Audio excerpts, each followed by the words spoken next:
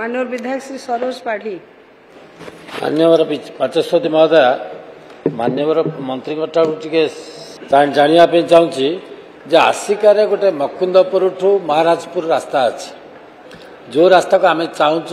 से पीएमजेएसवाई रास्ता भाव में परिगणित हो जहाद्वारा कि आमर से कम हो पार नदी हुड़ाटा अच्छी से हुड़ा उपर रास्ताटा तैयारी पार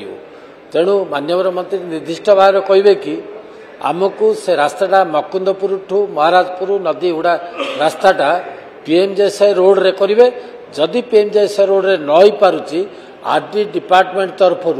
करी आमको भल रास्ता टी देवे। माननीय मंत्री गाइडलाइन अच्छी गाइडलाइन 4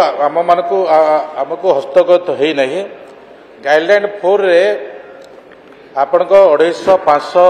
जनसंख्या को आम नहींचु एवं किसी रास्ता भी 100 जनसंख्या को रिया जदि गोटे रास्ता जदि लोकंकर काम दृष्टि ब्लॉक संजोग करुथबो पंचायत संजोग करुथबो से प्रकार संजोगीकरण रास्ता जदि आपनकर